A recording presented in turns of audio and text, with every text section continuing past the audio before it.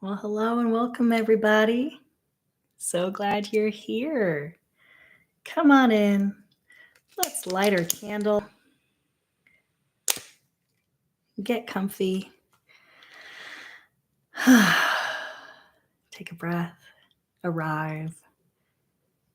And while this candle burns, may it be a reminder that our time together is for the highest good of all beings. May it bring us to a place of healing, collective joy, and a better world. No big deal, right? Haha. It almost feels hard and ridiculous to say the phrase collective joy right now, but we gotta try. So here we are. Glad you're here. I just want to dive right into the books of the week. There was a growth edge of the week, but it really ties in nicely with one of our books. So we'll get there when we get there. I read some good books this week. You won't be surprised that it was a mix of queer romance and interesting nonfiction. What do you know? All right. I Kissed Shara Wheeler. Another Casey McQuiston. You might remember Casey McQuiston is the fantastic author of Red, White, and Royal Blue. We read, I think it was last week. Casey McQuiston is also the author of One Last Stop, which we read last week. The really hot butch lesbian stuck on a New York train from 1975. Casey McQuiston. She can write an interesting queer romance. This one is no different. Shara Wheeler is this little blonde cutie and Miss Picture Perfect, like homecoming queen, daughter of the principal of a very rural Alabama school. And there's this whole like scavenger hunt thing with notes and a quest and the competition for valedictorian love interest girl, also some football player boyfriend, and a whole lovable cast of little cuties who are all in their own ways struggling to carry the weight of expectation and restriction that comes with growing up in a small rural Alabama school. It's cute. It's good. Casey McQuiston does. I Kissed Shara Wheeler. I stayed up way too late last night finishing this one. It's one of my vices. Next, we have How to Be Fine. This was a really cool one. This is a nonfiction. Y'all may be familiar. The authors of this book, Jolenta and Kristen, have their own podcast called By the Book, where for several years now, apparently, they take a self-help book and they live by the letter from that self-help book for 2 weeks straight. So they've done Magic of Tidying Up. They've done The Secret. You're a Badass. Like it really spans the gamut. They've read 50 different and read and lived by 50 different self-help books over the past couple years. I haven't read or listened to their podcast, but I want to check it out now. But they eventually wrote a book distilling their experiences. And here it is. It's really lovely. They break it into the things that worked from all their self-help book experiences, the things that don't work, and the things that they think more self-help books should talk about. It's so good. Let's see. Some of the things that work. Gratitude works. Apologizing works. Meditation for them did not work. Just made them grumpy. Dieting does not work. They don't recommend that. They wish more people would talk about that it's okay to go on medication, for example. And yeah, little cutie. Check them out. Listen to their podcast. Coming up next, You Should Be So Lucky by Cat Sebastian. Do you remember a week or two ago when we read, what's the name? I don't recall right now, but also by Cat Sebastian, set in 1950s New York with the two newspaper guys who fall in love. This is in the same universe. This newspaper guy is one of their coworkers, and he falls in love with a baseball guy. It was good. It was sweet. I have to admit, it is only my second favorite gay fiction baseball romance that I've read recently. uh, I don't have it in my hands right now, but shout out to The Prospects. Wow, that one was my favorite gay baseball romance right now, featuring the fictional first openly trans professional baseball player and his love story. I really like that. But still, Cat Sebastian, you should be so lucky. It was good. It was fine. I may be approaching kind of like my saturation point with historical queer romances. I've been reading a lot. We'll see. I'll probably keep reading more. All right. And to round us out this week, I've wanted to read this for so long. It finally came into the library. My Stroke of Insight by Dr. Jill Bolte Taylor. If you haven't heard of this book, she's a neuroscientist who had a stroke, a really rare catastrophic stroke at the age of 37. And she lived to tell the tale. Not only that, she lived to chronicle the tale. And wow, just hearing her tell the story of everything that she was experiencing as the stroke was initially happening, watching her awareness of like, oh, I can't talk. My Broca's area is being affected by this left brain stroke that I'm experiencing. How fascinating. And I've been hearing about this book for years. I have really wanted to get that first person experience into what it's like having the left brain shut down, because that's where her stroke were. That's apparently where I think she said 70% of strokes occur is in the left hemisphere. And she writes really insightfully and beautifully, very descriptively about what it's like to live basically only in her right hemisphere. So that's what drew me to it. I've been so curious, and it did not disappoint. I really recommend reading it for yourself, but she describes a sense of limitless peace when her left brain goes quiet and there's no monologue, there's no analysis, it's just peace. And as she describes, the right brain exists just in a timeless, ever present now. And she truly viscerally felt herself connected to all the particles, all energy of the universe. There was a really delightful bit where she was describing that she realized that she is a liquid. Actually, she thought she was just this solid contained entity, but no, she is a liquid, and that her herself and her energy flows and is one with everything. And so interesting. It just made me so curious about like, holy smokes, can we get more research into the neuroscience of mystical states? For example, what happens when we meditate so hard that we see God? What happens when we're doing psychedelics and we experience a sense of oneness? Like, does that just live in our right brain all the time? I don't know. I don't know. Yeah. And, what does that say about mysticism or divinity? Does it even exist as something outside of ourself, or is it just like, is all of spirituality now reduced to like, oh, human beings experience this like mystical state when we have brain damage and our right brain is sending out peace waves? I love it. I'm so tickled by this. Or is it that, divinity and the oneness exists, and our right brain is how we experience it? It's like the way through which it reaches us. I don't know. So that was one piece of my experience reading this. My Stroke of Insight, Jill Bolte Taylor. Go pick it up. But the other piece, like on a personal level, that one that one was hard to read for me. And it brought up some of my own life experiences that I haven't thought about in a while.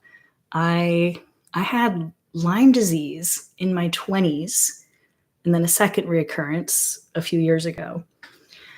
And I didn't expect this, but her description of what she was experiencing as her left brain was shutting down was troublingly familiar for me. One of the symptoms of my what we eventually discovered was Lyme disease were episodic.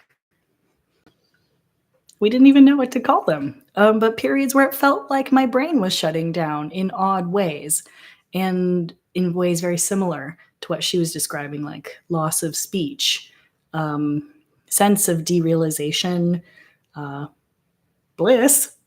It wasn't bad. It was troubling that I was having these episodes at work, for example, but not bad. And so it was just strange to hear her describing that and to have that be viscerally familiar for me. My best theory since then is that the Lyme disease was causing small partial seizures in my left hemisphere.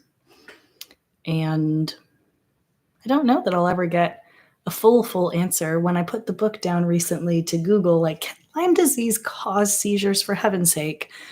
The literature now has caught up to the fact that yes, apparently it can sometimes. And I did a little more Googling for other like neurological symptoms of Lyme disease, and I found the term spastic paraparesis. That's a mouthful. I'd never heard that before. But it means basically when your legs don't work, the official term. And that was another of the really troubling and confusing symptoms that I was experiencing, with not a lot of answers. But so it was like a mournful, validating kind of thing to find out, like, oh my gosh, like the science has caught up. Spastic paraparesis is listed as one of the potential symptoms of neurological Lyme disease. And like, as a therapist, I know, and I tell people all the time, we can't heal fully without some level of validation of our pain, of our experience. Like, that's just how we're wired. We need someone else to say, like, I hear you, I see you, that was real, that sucked. And it's why it's such a mind game when people aren't able to take accountability, when they keep like deny, because it's not like we're broken. It's not like we can't move past something. It's like, no, we can't. It's very, very hard emotionally to get closure on something without that acknowledgement and validation. And it was just such a profound moment for me. I started crying when I saw the phrase even spastic paraparesis, because it was real. Because that was a piece of validation that I had not had when it was happening. And it meant so much to see the scientific community starting to catch up and learn more, and that it wasn't just all in my head, and I wasn't a 25-year-old who suddenly lost the ability to walk for no reason. So that leads us into the growth edge of the week, or kind of the theme of the week, which for me was a lot of body stuff. It was remembering my experiences with Lyme disease, also having a flare up of some of, I don't even totally know what it is, possibly still like symptoms and sequelae of having had Lyme disease and having been on a whole buttload of antibiotics for a long time. Like, my body just does not work the way that I would want it to all the time, and it takes a lot more thought and effort to keep my body up and running. And yeah, so the growth edge of the week was just practicing accepting. Life is not perfect. Bodies are not perfect. There is no real I don't know, superhuman energizer bunny person who just wakes up every day and goes out there and gets it in perfect health all the time. My partner Carter, maybe. He really is kind of high energy, healthy little guy. But here's just to remembering that life is complicated and we all have our chronic bladder infections or our hip pain or our neck problems or our, yeah, it's hard to be in these human bodies. That's the theme of the week. And the growth edge of the week is to try to take the steps that you can to take care of yourself. I finally called the doctor to try to get in and do some more testing and get some support and figure things out. So if there's anything that you can do for your health, I'm with you. Go do that. Make the phone call. You can do it. All right. Let's get into our reading for the week. If you recall, we stopped at a very exciting point last time. I had just made the bold claim that our culture is traumagenic. I made up that word, pretty sure. So I'm proud. Traumagenic, arising out of trauma and in turn causing trauma. And then next section of the book, here's where we pick up.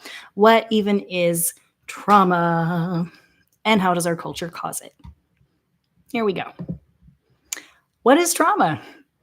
Obviously, this is something I spend a lot of time talking about. To me, trauma is when we experience a bad thing and feel a sense of powerlessness, which is followed by a lack of support. There's a lot of latitude in this definition on purpose. I see a lot of different people carrying emotional wounds from a lot of different situations. The commonality is these three variables. The bad thing can be a situation of dire physical harm as well as emotional distress.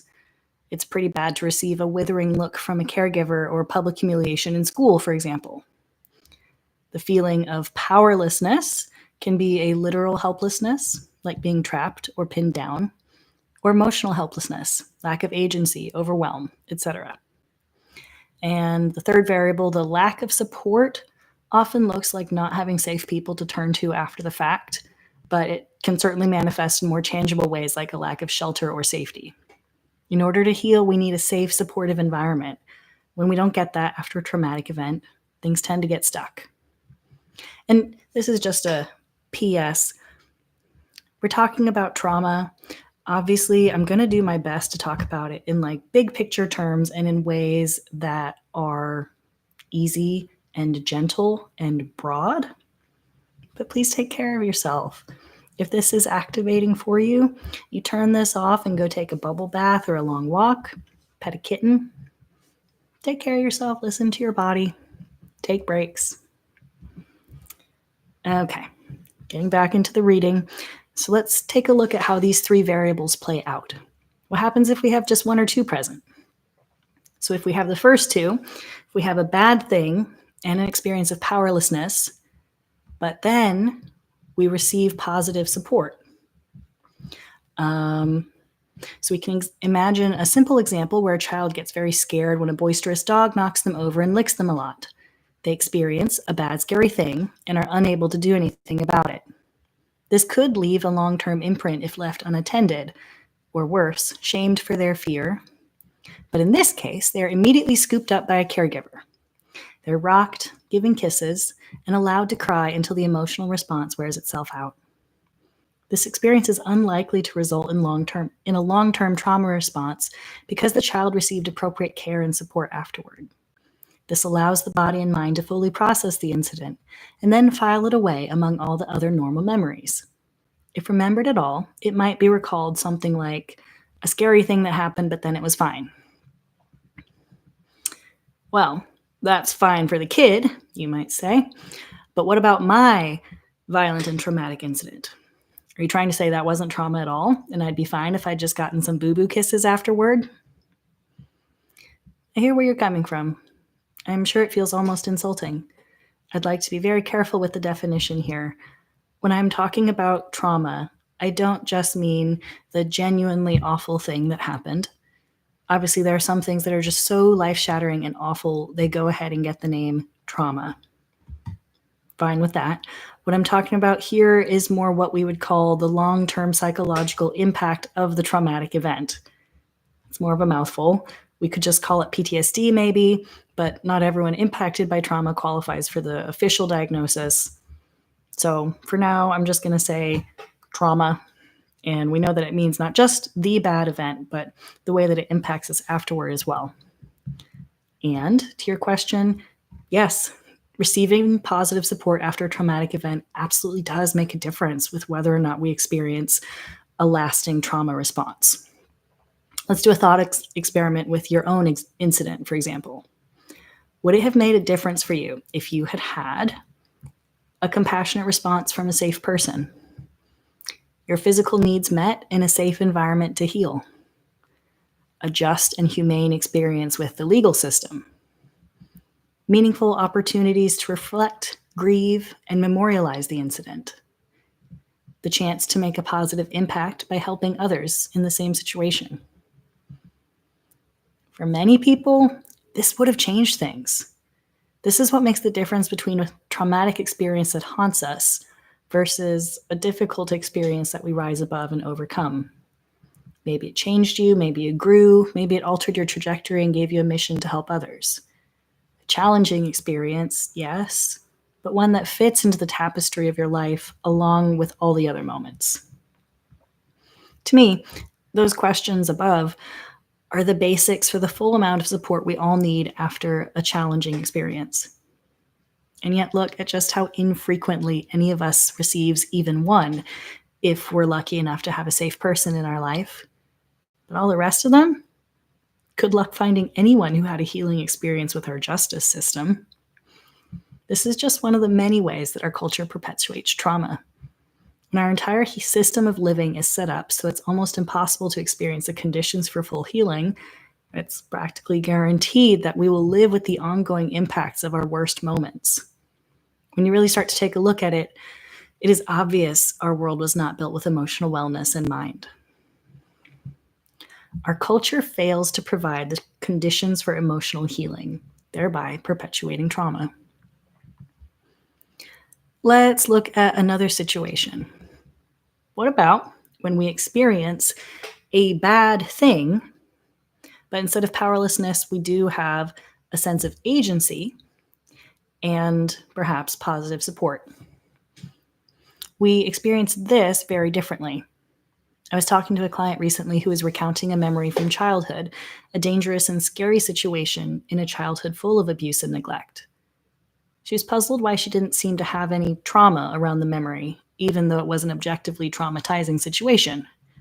She had no bodily reaction or activation around it. She was just telling the story normally. We realized together that for her, this moment wasn't traumatic. It was just another bad night. On this evening, she was able to run, hide, and warn others appropriately, averting danger. She's able to respond to this situation, maintaining a sense of agency rather than helplessness. Even without any positive support system, her body and brain were able to code this moment as okay, and it didn't create any long-term impact for her.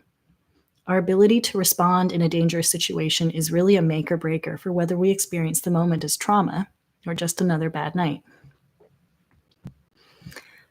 Well, what about the third option, where there's not like a super bad thing, but if there's just a normal life thing that sucks? That's important to pay attention to, too.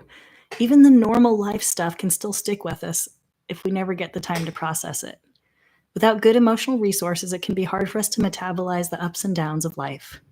Then we get all emotionally constipated and we start acting out and numbing and running away, and it's impossible to be still, and we can't truly enjoy the small moments of our life, etc., etc., etc. If you don't let it out, it'll come out sideways. Good emotional metabolization is important. What are some of the long-term impacts of trauma? Great question, imaginary reader. Happy to tell you. This is a big one. On a physical level, our bodies get stuck in fight or flight mode, known as the sympathetic nervous system. This shuttles more blood and oxygen to our muscles and threat detection systems at the expense of our digestion, immune system, and prefrontal cortex. That's your smart brain. Over the long term, this can lead to many different physical and mental health impacts: cancer, heart disease, digestive issues, depression, etc. An analogy for this would be if you were always gunning your car at 90 miles an hour and driving like a street racer. Over the life of your car, you'll start to see more wear and tear on it very quickly. For more info, check out the work of Dr. Nadine Burke-Harris, the California Surgeon General, and her discussion on ACEs, known as adverse childhood experiences. This is a way of quantifying a person's trauma load and allows scientists to correlate them with health outcomes later in life. In terms of what trauma feels like, there's a lot of ways we could describe it. I like the image that if we imagine our life spread out as a big tapestry, capturing the events in our lives, that trauma is like if someone took a knife to the tapestry and cut a big slash through it. There's a sense of wounding to our core, a loss of wholeness, a qualitatively different experience of life. It's not just being sad. There's a feeling of separateness, of being apart not only from the rest of the world, but from your own self. Trauma separates us from our bodies, from our center, from our own place of inner authority. There may be a feeling of unreality, as though the things happening around you are just a dream, a projection. The official name for this is derealization. Or there may be a feeling that you yourself are not real, that you're not solid anymore, more of a ghost moving through the world but not part of it. Or that rather than being you, there's more a sense of watching yourself, disconnected from your own experience. This is called depersonalization. These are part of a broader category of dissociation. On a nervous system level, this is called dorsal vagal shutdown, more commonly known as the freeze state. For people with chronic abuse and trauma history, their nervous systems often cycle between the high activity fight or flight setting with high anxiety and hypervigilance, then crashing down into the freeze state with feelings of lethargy, depression, and dissociation. The nervous system is rarely, if ever, in the happy middle, the parasympathetic nervous system, where we experience feelings of calm, safety, and rest. It is said that healing of any kind can only take place when the body is in this state. That is why good trauma therapy will work with you to keep your nervous system within the window of tolerance where you can stay regulated. Okay, I have a better idea of what trauma is now. Tell me again why you think our culture causes it. Okay, full love and respect, sweet child, little hypothetical reader, but I know for sure that a Black or Indigenous person would not need to be asking that right now. But for all my white honeys out there, let's break it down. Our culture produces trauma by literally killing Black people all the time while they are sleeping, driving, playing outside, sitting at home, etc. The attempted eradication of Indigenous people by failing to provide healing opportunities in our schools, justice systems, medical systems, etc. By not listening to sexual assault victims, re-traumatizing them during court proceedings, and failing to provide justice even when it is reported. Saturating us with traumatic media in the news and for entertainment. And by cultural norms that perpetuate trauma, aka what I am calling trauma norms. And we are going to stop here for today because I have not fully finished the section on trauma norms yet. I'm still writing it. So that's great. I need to finish it. And then I can read it to you guys next time. Fun. All right. So this is the part where I am open for questions. Anything that you've ever wanted to know about trauma, PTSD, healing, or me, Elaine. This is also the part, you can put questions in the chat now or later and I will come back to them. This is also the part where I attempt to answer each week and every day of my life, what is the divine feminine as a theology, as a way of life? So here's this week's answer.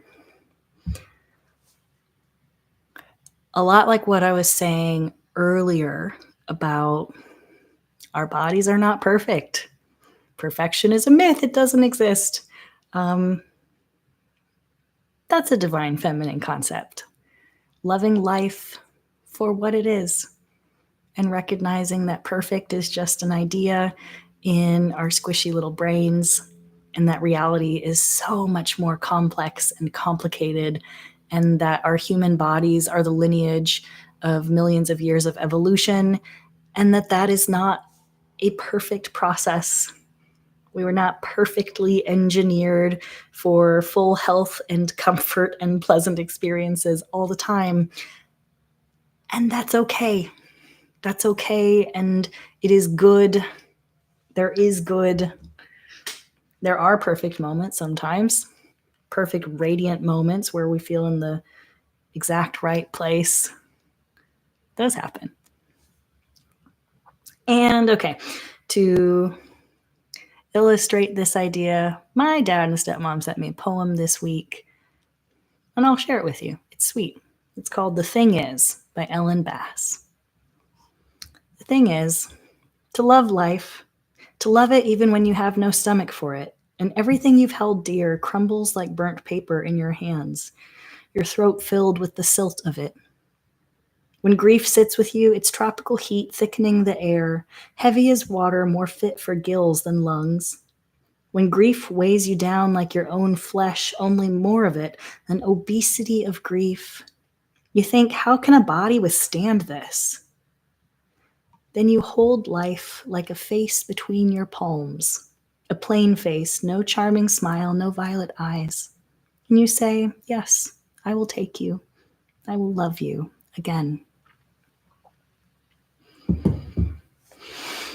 A good poem for this week. For this week that is so hard and frightening in so many ways. And life is all of it. Life is all of that. Life is the birds that sing outside in the bushes, and life is that my cat brought in a bird yesterday and I rescued it not once but twice, and then the bird still died. And life is my cat, and she is still perfection, even though she is a bloodthirsty, cold-hearted killer. And here we are. Life is all of that, and the divine feminine is all of that.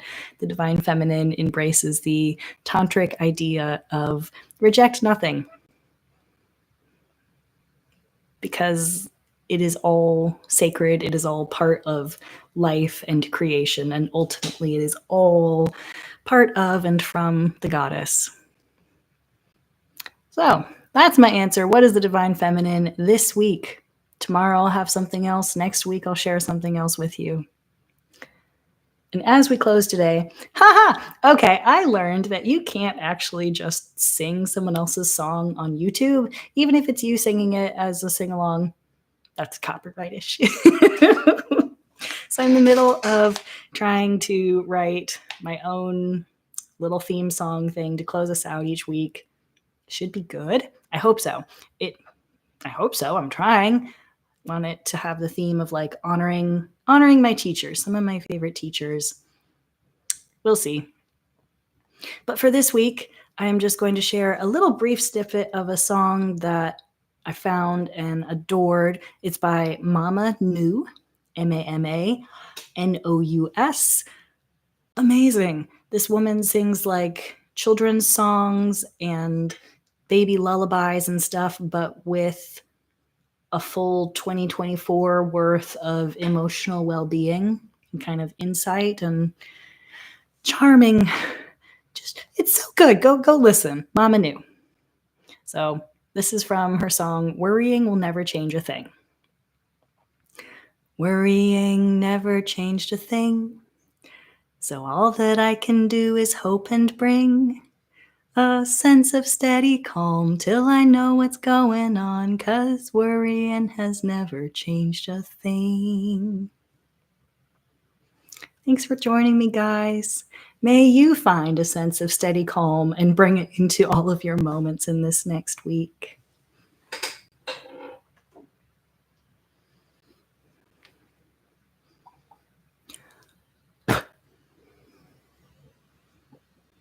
Take care, and I'll see you next time.